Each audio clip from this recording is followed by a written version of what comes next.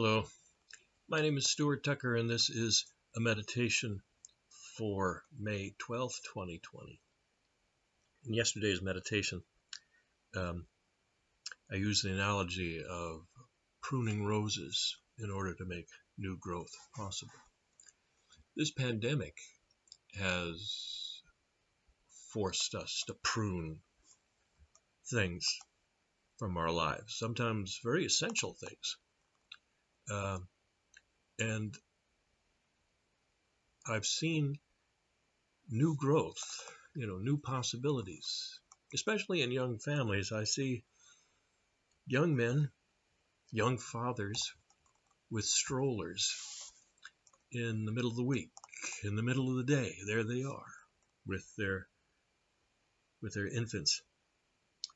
I see fathers with young children taking them fishing. It's become a common sight where I walk my dogs, and it's something that I never saw before. There's several silver linings to this pandemic, and one of these is dealing with the changes that it's forced upon us. One of the most radical examples we have of creatures undergoing change is a caterpillar changing into a butterfly. I actually got to raise monarch caterpillars some years ago. It was an astonishing thing. Every day I'd see how much they would grow as a result of eating their milkweed diet. One oh my God moment after another every morning when I inspected them. But the biggest one, of course, was when they turned into a chrysalis. It's a familiar image of caterpillars, changing from caterpillars into a chrysalis. The oh my God moment came when I looked at the bottom of the terrarium and I saw his head.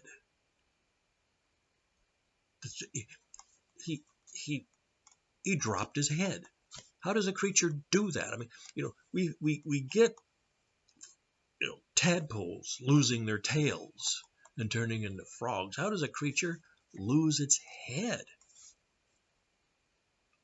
But think about it. If you're making a transition from a crawling leaf chewer into a fluttering nectar sipper, it's not enough just to add wings. You've got to subtract some things as well. I mean, theoretically, I could convert my lawn tractor into a single-engine airplane, but it wouldn't be enough just to add a pair of wings and expect it to fly. Before you add things, you have to remove things like the blade carriage and the big fat wheels. Likewise, a caterpillar's head with its strong, heavy jaws, admirably suited for chewing leaves, is not enough. Not good enough for flying around collecting nectar. In order to begin its new life, it must jettison part of its old. So the meaning of butterflies and the resurrection runs deeper than most children's sermons would suggest. In a matter of speaking, we must all lose our heads. We must equip ourselves for an entirely new mode of existence to put on Christ. You just don't add to your busy schedule, things like coming to church. You also have to subtract things. We must set aside every weight and sin that clings so closely in order to run the race set before us. That is a meditation for today, May 12th, 2020. Goodbye, and God bless you all.